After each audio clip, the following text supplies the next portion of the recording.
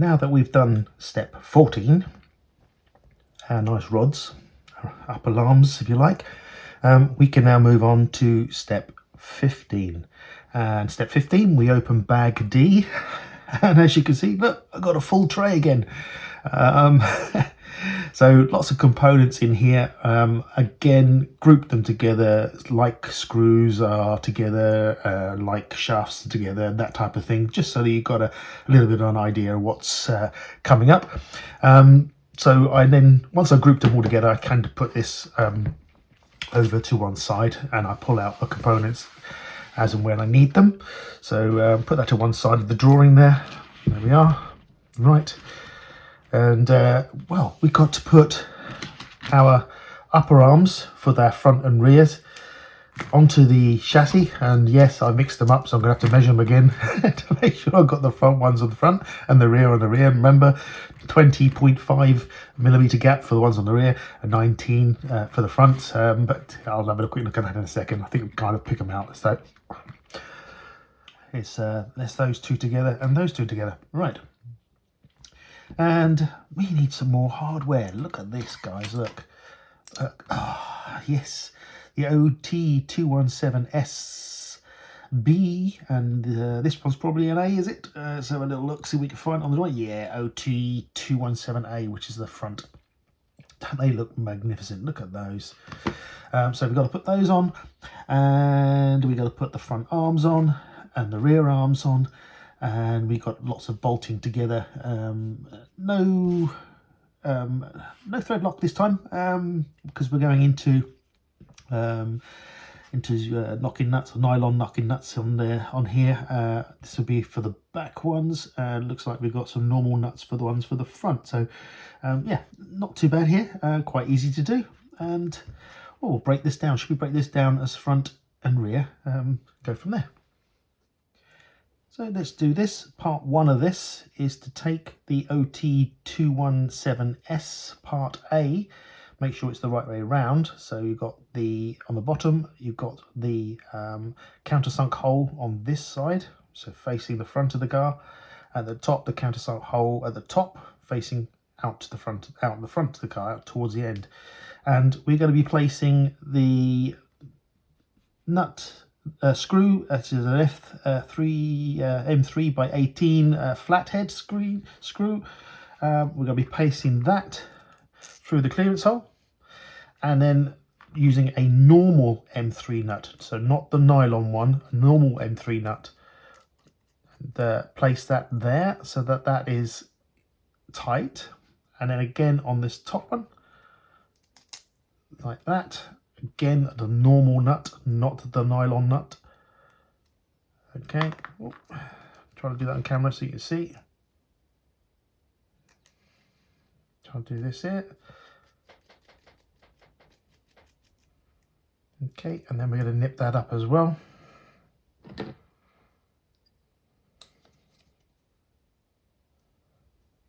Okay, that's that bit. That bit, and you could always use your wrench, if you like, to hold that in place to make sure that you get a good, so it's 5.5. There you go. There it is.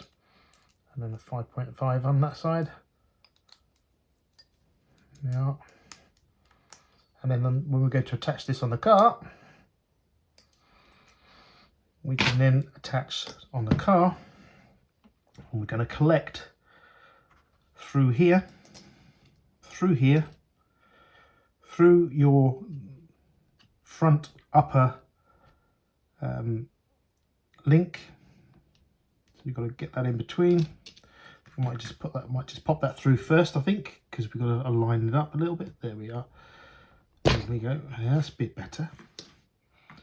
And then pop that through the hole, jiggle it. There we are. And I'm going to line the other one ready on the other side of the chassis. Hopefully you can see me down the bottom end of the screen. Again, take the screw through, just find the hole all the way through. And then these ones, you use the ones with the little nylon on there. So you pop that on there and you tighten those up. And because they're nylon, you don't need the thread lock.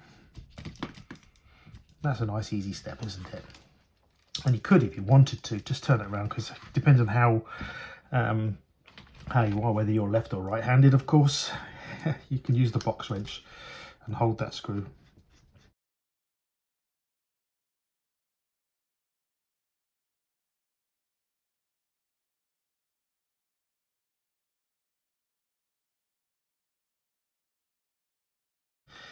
There we are. That's the front one done. So let's repeat that sort of process, but with the rear. So this is the rear plate. Get this the right way around again. We want to make sure that this writing bit is facing forward with the two countersunk holes. And we need to slide this into place. And we're collecting the two holes in the chassis here, like so. Okay, so we're going to use, and again, there's an instruction on there, maximum of 12 millimeters long. So we're going to collect our self-tapping flush, and we're going to place that into the hole on both of them. So I'm going to pop this in like that. And I'm going to get the other one or two, pop that one in too, and then screw these home.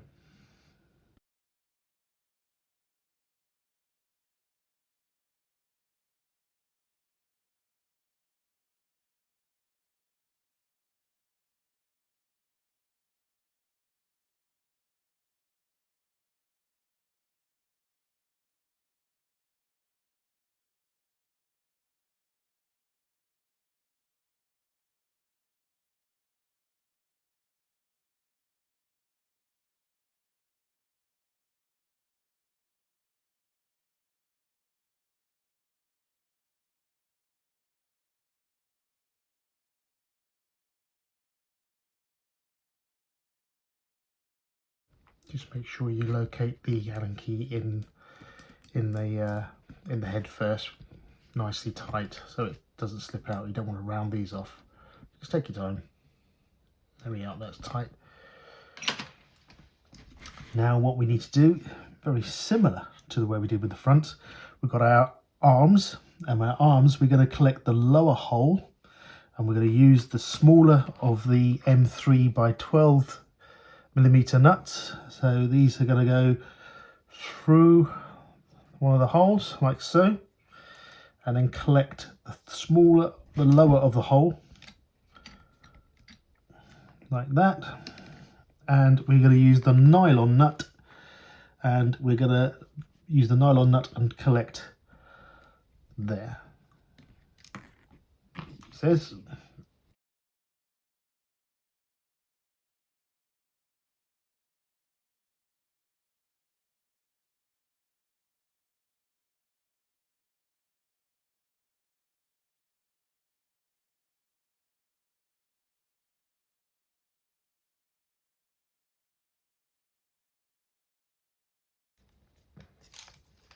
And hopefully this time round should be able to use the box wrench on there and use the driver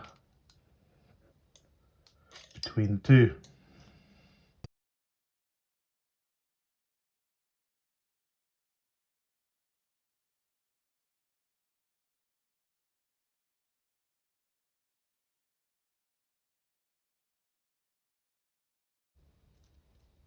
Nice and tight. And then very similar to what we did before with the top one, with the front, we having to put the nut, the longer screw, which is the 3 by 18 millimeter flush head, and this time this is the nut that does not have the locking facility on there. This goes through the top, so we're now should be step 15 Complete. Oh, getting too good. This is getting lovely. This is just awesome. Awesome, awesome, awesome. Actually, might be able to go through with there. There we are. There we go. Lovely. They actually put the foresight to drill a hole all the way through. Right, anyway, step 15 completed.